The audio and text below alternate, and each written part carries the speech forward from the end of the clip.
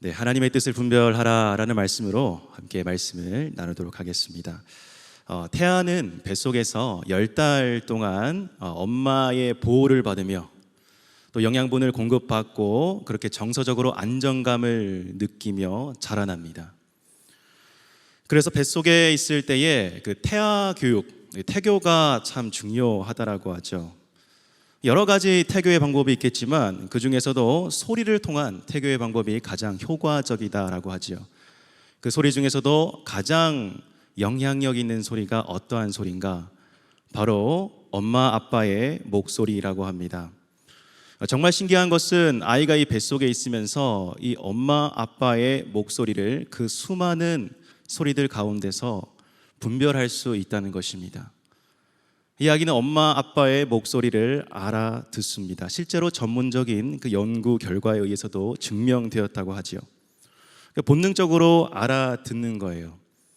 연세대학교 산부인과에서 이러한 실험을 했다고 합니다. 이 1.2kg으로 태어난 이 조숙아, 보통 정상적으로 태어난 아이들에 비해서 생존 확률이 현저하게 떨어지고 또 질병에 걸릴 확률이 높습니다. 근데 이 아이가 누인 인큐베이터에 엄마의 목소리를 녹음해서 계속해서 들려주었더니 실제로 이 아이의 성장 발육이 굉장히 잘 이루어졌다라는 것입니다. 그래서 보통의 아이들보다 훨씬 더 건강하게 그렇게 태어나는 것을 실제로 경험했다고 하지요. 바로 엄마의 목소리를 분별해서 들었더니 이 아기에게는 그것이 생명을 살리는 원천이 되었던 것입니다. 저는 이것이 바로 하나님의 섭리라고 생각합니다. 생명의 주관자이신 하나님께서는 이 아기를 가장 사랑할 수 있는, 가장 책임질 수 있는 이 어머니의 목소리로 말미암아 그 아기가 온전하게 건강하게 살아갈 수 있도록 그렇게 설계해 놓으신 것입니다. 사랑하는 성도 여러분, 마치 엄마 뱃속에 있는 아기처럼 오늘날 우리가 세상 속에 있으면서 수많은 소리가 우리에게 들려옵니다. 그 수많은 소리 중에 여러분들은 어떠한 소리를 분별해 내십니까? 어떠한 소리를 분별해서 정말 여러분들에게 도움이 되는 그 말로 사용하고 계십니까? 여러분, 이 세상의 소리들은 그냥 우리를 가만히 놓아두는 것이 아닙니다. 콜링한다고 하죠. 우리를 부릅니다. 무언가를 하게끔 합니다. 이것이 좋은 것이다, 저것이 나쁜 것이다, 이렇게 하면 성공한다, 저렇게 하면 실패한다, 이 길을 꼭 가야 된다, 저 자리에 올라가야 된다, 명예를 꼭 얻어야 된다, 이러한 소리가 계속해서 우리 가운데 들립니다. 그런데 여러분, 이 말들이 저와 여러분들의 인생을 과연 책임질 수 있는 말일까요? 이 수많은 말들이 저와 여러분들의 인생을 확실하게 보증할 수 있는 말들일까요? 아닙니다. 뱃속에 있는 아기가 자신을 책임질 수 있는, 가장 사랑해 줄 수 있는 그 엄마의 말을 듣고 온전하게 성장했던 것처럼 저와 여러분들 또한 우리를 가장 사랑하시고 우리 인생을 끝까지 책임지시는 그 하나님의 음성을, 그 하나님의 뜻을 이 세상 가운데서 분별해 내야지만 우리 인생을 가장 잘 살아갈 수 있는 것입니다. 사도 바울은 오늘 말씀에서 그 깨달은 사실을 이야기하고 있습니다. 오늘 말씀은 사도 바울의 복음의 정수라고도 할 수 있는 로마서의 말씀입니다. 사도 바울은 누구보다도 학식이 뛰어났던 사람입니다. 가말리엘 문화생, 가말리엘이라고 하는 랍비 밑에서 교육을 받은 사람입니다. 그러니까 오늘날로 치면은 아이비리그의 유명한 대학 교수의 수제자, 세상적인 논리를 펼치는 데 있어서도 뒤지지 않는, 부족함이 없는 그러한 사도 바울이었습니다.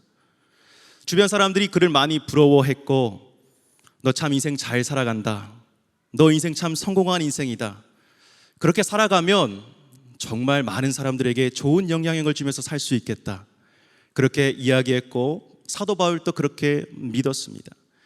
그런데 여러분, 사도 바울이 예수 그리스도를 만나고 나서, 실제로 예수 그리스도를 만나고 나서 완전 다른 차원의 세상을 바라보게 된 것입니다. 많은 사람들이 좋다고 했던 그 길이 실제로 예수 그리스도를 박해하는 길이었음을 깨닫게 되었어요. 나의 만족과 유익을 위한 길임을 깨닫게 되었습니다. 분별하는 능력이 그 가운데 들어오게 된 거예요. 예수님을 위해서 살아가는 것, 예수님을 위해서 걸어가는 그 길이 가장 좋은 길임을 깨닫게 되었습니다. 그리고 오늘 말씀에서 고백하고 있습니다. 이 말씀은요, 그리스도인들이 살아가는 데 있어서 가장 기본기가 되는 말씀입니다. 바로 하나님의 뜻을 어떻게 분별하며 살아가느냐, 이것입니다. 자, 우리 다 같이 1절 말씀을 함께 읽어보도록 하겠습니다. 시작. 그러므로 형제들아, 내가 하나님의 모든 자비하심으로 너희를 권하노니 너희 몸을 하나님이 기뻐하시는 거룩한 산제물로 드리라. 이는 너희가 드릴 영적 예배니라. 먼저 우리 삶이 있어야 될 자리에 대해서 이야기해 주고 있습니다. 1절 말씀, 바로 우리의 삶이 어디에 있어야 하는가. 그 자리는 바로 우리의 몸을 거룩한 산제물로 하나님께 드리는 자리입니다. 여러분, 제물로 드린다는 것이 어떠한 의미입니까? 구약 성경에 보면 제물로 드린다는 말이 참 많이 나오죠. 이 제물은 죽어있는 그 제물을 하나님 마음에 흡족한 상태로 오직 하나님을 위해서 드려지는 것을 말합니다. 그런데 우리가 산 제물로 드려진다, 살아있는 상태로 제물로 드려진다라는 것은 우리의 인생 모든 살아있는 그 순간순간이 하나님 앞에 드려진다라는 의미입니다. 하나님 앞에 맡겨진 것이 된다라는 것이에요. 그러니 하나님께 이 산 제물, 살아있는 모든 순간이 하나님 앞에 드려져 있으니 하나님 뜻 안에서 하나님 보시기에 기쁜 상태로 만들어져 간다라는 의미를 내포하고 있어요. 사실 여러분, 이 당시에 헬라 문화권에서는 이 육신이라는 것은 거룩하지 못한 것이라고 생각을 했습니다. 그래서 이 몸이 거룩한 제물로 드려진다, 이것은 앞뒤가 맞지 않는 말입니다. 그러나 사도 바울은 누구를 만났다고 했습니까? 예수 그리스도예요. 예수 그리스도를 만나고 난 다음에 우리가 살아있는 제물로 하나님 앞에 드려질 수 있구나, 그것이 가능하구나. 그러니 구약시대 때 죽어있는 그 제물을 하나님 앞에 올려드리는 것에 대해서 누구보다도 잘 알고 있는 사람이었어요. 하지만 그것이 오늘 살아가는 우리들에게 생명을 주지 못한다는 것을 깨달았습니다. 왜요? 예수 그리스도가 이 땅 가운데 오신 이후로부터 예수 그리스도 안에서 우리는 새로운 생명을 얻은 존재가 되었기 때문입니다. 예수 그리스도를 만난 다음에 그는 늘 그의 삶이 하나님 앞에 산 제물로 드려지고 있다. 그래서 하나님의 강한 손이 그가 복음을 전하는 내내 그를 강력하게 이끌고 가고 있음을 느끼게 되었던 것입니다. 그리고 이 사도 바울은요, 1절 말씀 그 마지막 부분에 이것을 무엇이라고 표현하느냐, 영적인 예배라고 표현합니다. 영적인 예배요. 우리 삶을, 우리의 몸을 하나님이 기뻐하시는 거룩한 산 제물로 드리라. 이것이 무엇이라고요? 영적 예배. 가장 소중하고 가장 숭고하고 가장 하나님 앞에 올바르게 드려지는 예배라는 뜻입니다. 근데 영적이란 말이 붙었어요. 영적인 예배요. 우리 영적인 말 들을 때마다 이러한 생각하죠. 참 이 영적이라는 것은 신령한 것이다, 신비로운 것이다, 그리고 이 세상과는 동떨어진 것이다, 그냥 무조건 믿어야 하는 것으로만 생각할 때가 있습니다. 그런데 오늘 이 영적 예배라는 말의 이 영적이라는 단어는요, 헬라어로 로기켄이라고 합니다. 좀 어려운 말인데요, 이 말은 여러분 논리나 이성을 뜻하는 헬라어 로고스와 같은 어원을 사용하고 있어요. 그러니까 여러분, 영적이라는 것은요, 뜬구름을 잡는다는 것이 아니에요. 지극히 논리적이고 이성적이고 확실하게 우리 삶을 보증하는 것을 이야기합니다. 왜냐? 하나님이 확실하게 우리의 삶을 인도하시기 때문입니다.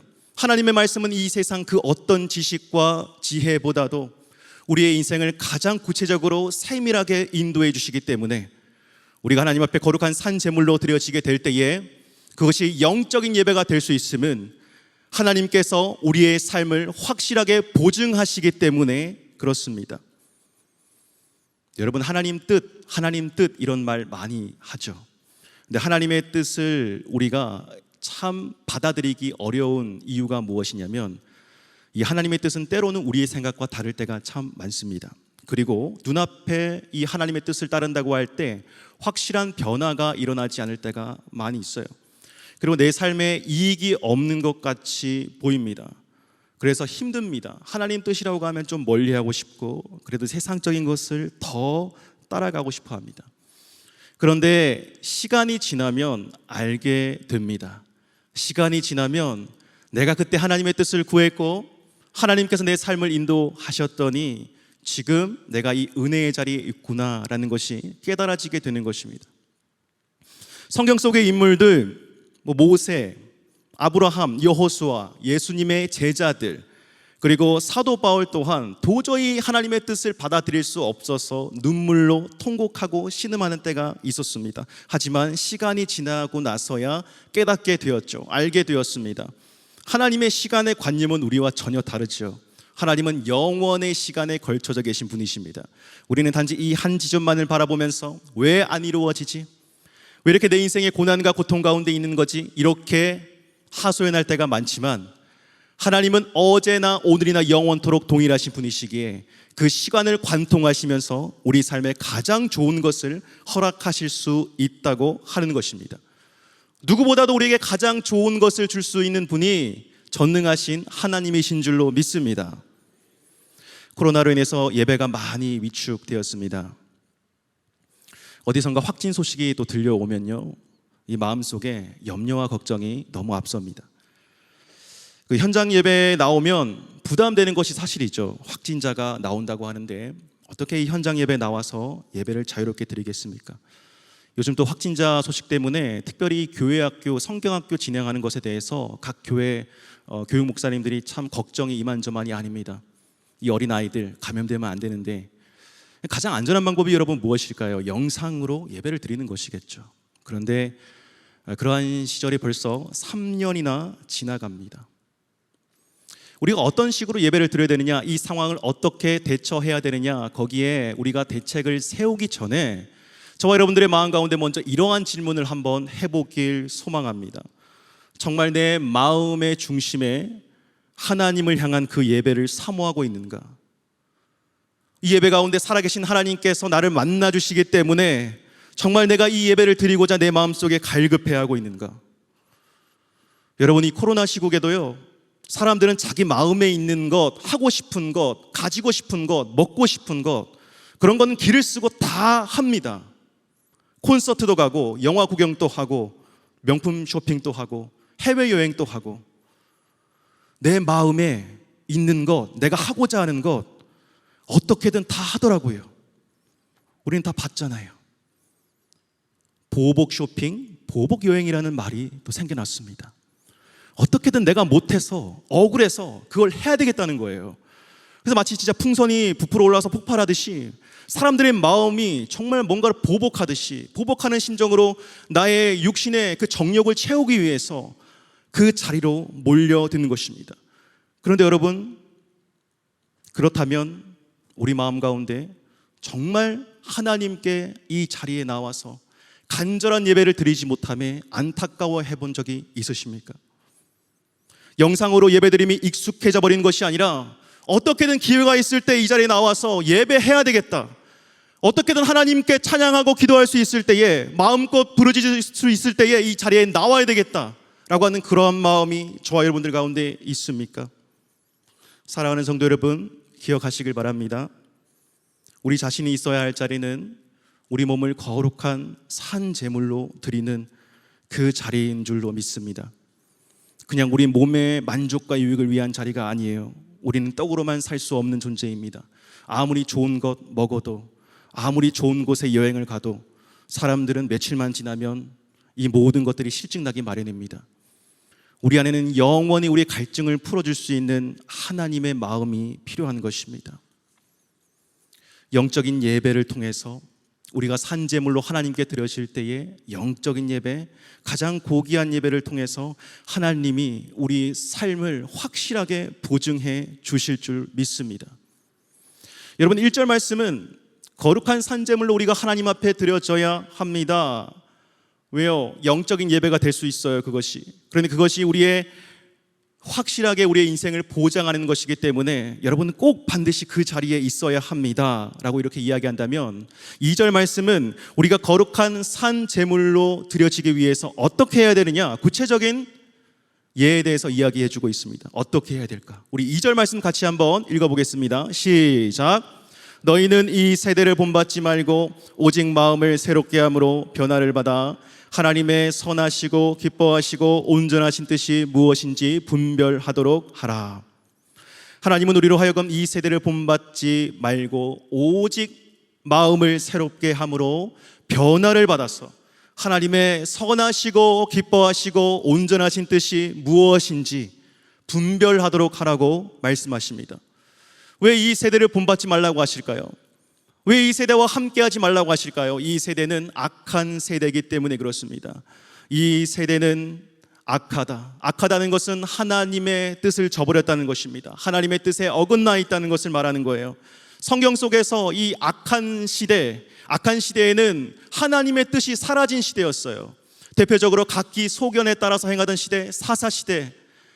많은 사람들이 모여서 될 것이다, 할 수 있다, 이렇게 하면 될 것 같다라고 생각하지만 뭔가 웅장해 보이고 명예스러워 보이지만 실상 그 가운데는 죄악만 가득할 뿐이고 인생의 절망만을 맛볼 뿐이었습니다. 여러분, 오늘 살아가는 우리 시대를 볼 때 정말 많은 생각들, 다양한 생각들, 각기 소견대로 그렇게 사람들이 주장하고 살아가는 시대가 된 것 같아요. 그 많은 생각들 가운데 정말 우리가 분별하고 깨어있지 않으면 언제 우리의 믿음 또한 하나님으로부터 떠날지 모른다는 그러한 위기감이 찾아오는 시대를 살아가고 있습니다. 우리의 생각이 가득 찬 이 시대에는 이 기독교마저, 이 교회마저 그들의 생각으로 판단하고 비난합니다. 여러분, 한 가족 안에서도 이 부모가 이 자녀에게 너 교회 나가야지라는 그 말을 하면 요즘 머리가 굵은 자녀들은 이렇게 이야기한다고 하죠. 나에겐 종교의 자유가 있다고, 내가 스스로 선택할 자유가 있다고, 종교에 대해서 강요하지 말라고. 요즘 한 가족 내에서도 이 종교에 대해서 강요할 수 없는 그러한 시대가 되었습니다. 그 어디서 배웠느냐? 학교에서 배웠대요. 평등할 수 있는, 누구나 차별받지 않는 그러한 자유가 있다. 그것이 바로 우리의 신앙의 진리마저 지금 흔드는 시대를 살아가고 있어요. 유별나게 그렇게 신앙생활 할 필요가 있느냐? 왜 시간과 물질을 버려서 그 신에게 갖다 바치느냐? 정말 하나님이 살아계시기나 한 거냐? 여러분, 오히려 요즘 청소년들, 청년들은 신이 살아계시냐 살아계시지 않느냐에 대해조차도 관심이 없습니다. 그냥 오직 자신의 행복, 내가 어떻게든 돈 많이 벌고 윤택하게 그렇게 행복하게 살아가면 된다라는 그런 생각들을 다 가지고 있어요. 복잡하게 생각할 필요가 없다라고 생각합니다. 그런데 여러분, 하나님 없이 생각하고 행동하는 모든 것에는 절망적이고 어두운 곳으로 우리를 점점 끌고 가는 것들을 보게 됩니다. 결국 여러분, 그 마음속에 물질적으로는 풍요하지만 외면적으로 뭔가를 얻었지만 결국 공허함을 견디지 못해서 중독의 문제에 빠지게 되는 다음 세대들을 많이 보게 됐죠.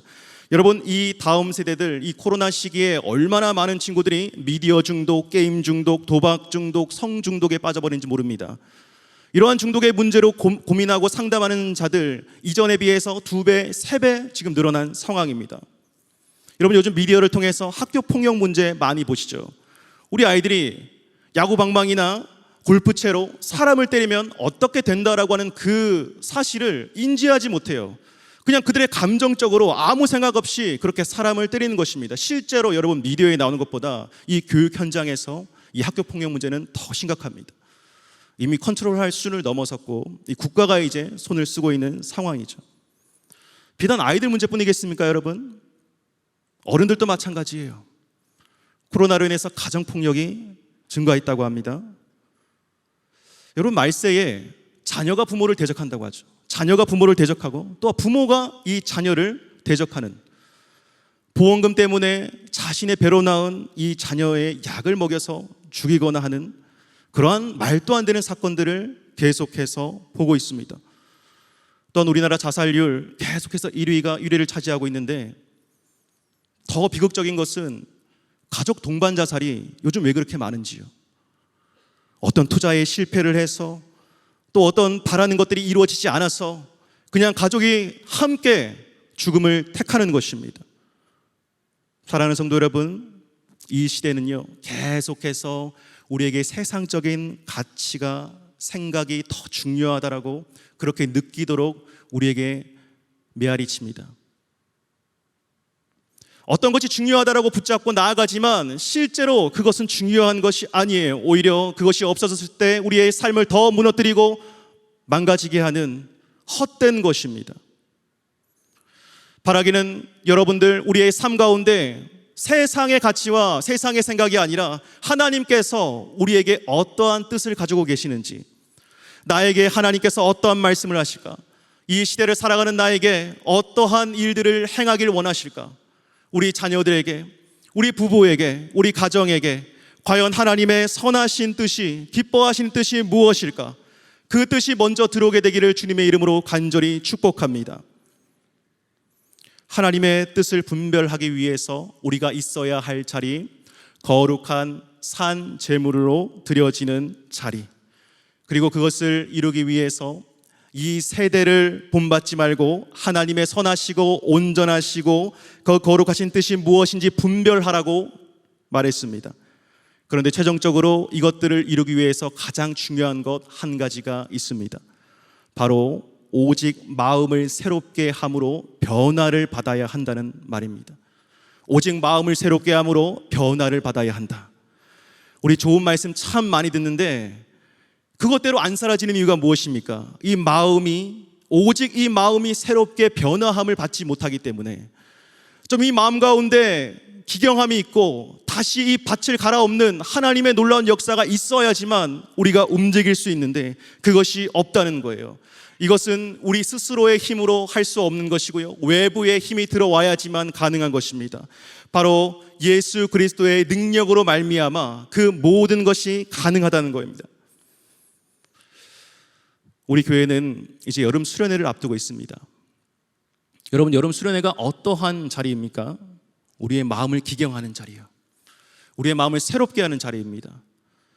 다시금 우리의 마음을 하나님께로 올려드리면서 옛 마음이 아니라, 옛 사람이 아니라, 옛 모습이 아니라 하나님께 나아가는 자리입니다. 수많은 예배의 자리가 있지만 왜 이 여름 수련회라는 자리를 구별하여서 하나님께 드릴까요? 여러분, 돋보기 아시죠? 이 돋보기로 햇볕에 딱 두면은 이 돋보기가 이 빛을 한 곳에 집중시켜 가지고 이 종이를 태우고 이 두꺼운 물체를 뚫어버립니다. 여러분, 이 수련회라는 자리는 그러한 자리인 거예요. 예수 그리스도를 주로 고백하는 많은 성도님들이 이 한 자리에 모여서 영적인 돌파를 하나님께 간구하는 자리인 것입니다. 하나님, 제발 우리를 살려주십시오. 하나님, 우리에게 생명을 주십시오. 이 어려운 시대 가운데 분별할 수 있는 능력을 우리 가운데 허락하여 주시옵소서. 잘 살아가고 싶습니다. 하나님, 우리 가운데 하나님의 능력으로 채워 주시옵소서. 그렇게 간구하는 자리가 이 수련의 자리인 줄로 믿습니다. 여러분, 이 수련의 자리를 앞두고 가장 우리가 필요한 것이 무엇일까요? 바로 저와 여러분들의 간절한 기도인 줄로 믿습니다. 이 영적인 축제를 앞두고 기도 없이는 이 영적인 축제를 이루어 나갈 수가 없습니다. 저는 단연간 교육부를 섬기면서 해마다 겨울과 여름 두 번씩 수련회 성경학교를 진행하게 됩니다. 말씀을 준비하고 또 그 자리 가운데서 기도함으로 간절히 나아갔던 그 시간들을 되돌아보면 정말 이 자리는 기도로 나아가는 자리이구나, 정말 이 자리는 기도 없이는 설 수 없는 자리이구나 라는 것을 느끼게 됩니다. 왜냐? 앞장서서 말씀을 전하고 또 이끌고 가는 리더의 입장에서는 이 수련의 날짜가 점점 다가올수록 이 마음속에 부담감이 있게 됩니다. 기도하면서 준비하지만 왜 그럴까 곰곰이 생각해 봤더니 이 자리는 정말 나의 힘으로는 설 수 없는 자리임을 깨닫게 되기 때문입니다. 하나님께서 이 많은 성도님들을 모으시고 많은 아이들을 불러 모으시고 정말 성령의 기름으로 이 단을 세우시고 이 자리 가운데 하나님의 말씀을 증거할 수 있는 그 도구로 세워져야 하는데, 나의 어떤 인간적인 생각과 마음이 앞서다 보면은 이 마음이 굉장히 두렵고 불안한 거예요. 그러나 그 자리에 섰을 때 느끼게 됩니다. 많은 사람들의 기도와 준비가 이 말씀 가운데 역사하는구나, 이 기도 가운데 역사하는구나, 이 찬양 가운데 하나님께서 그 기도의 힘과 능력으로 나를 끌고 가시는구나, 이러한 것을 느끼게 될 때에 참으로 그 기도가, 그 부어지는 기도가 절실히 필요함을 느끼게 됩니다. 바라기는 이번에 오시는 강사님들을 위해서, 또 담임 목사님을 위해서 특별히 여러분 이 기도가 많이 부어져야 될 줄로 믿습니다. 이 기도가 계속해서 부어져야지만 하나님의 은혜가 저와 여러분들에게 흘러 들어오게 될 줄로 믿습니다. 하나님, 은혜의 통로가 되게 하여 주시옵소서. 성령의 통로가 되게 하여 주시옵소서. 하나님께서 마음껏 사용하시는 그 입술이 되게 하여 주시옵소서. 그래서 우리를 위한 기도예요. 정말 이 자리에 나오는 우리들을 위한 기도입니다. 하나님께서 우리의 각자의 문제와 아픔과 우리의 삶의 어려운 그러한 장애물들, 이러한 것들 하나님은 다 알고 계십니다. 그 문제들을 여러분 그 집회의 자리에 들고 나왔을 때, 여러분 앞서 말씀드렸듯이 이 돋보기가 한 곳에 집중해서 뭔가를 태워버리듯이 성령의 불이 우리 가운데 모아지게 되고 우리의 모든 헛된 생각과 망령된 것이 그 자리 가운데 떠나가게 될 줄로 믿습니다. 우리의 앞길이 열려지게 되고요, 성령님께서 우리의 영을 충만하게 하사 우리가 이전에 보지 못했던 것을 보게 하시고 다시 그의 나라와 의를 꿈꾸게 하실 줄로 믿습니다. 그 자리가 바로 그러한 영적인 축제의 자리인 것입니다. 사랑하는 성도 여러분, 그 자리를 사모함으로 함께 나아갑시다. 기대하는 마음으로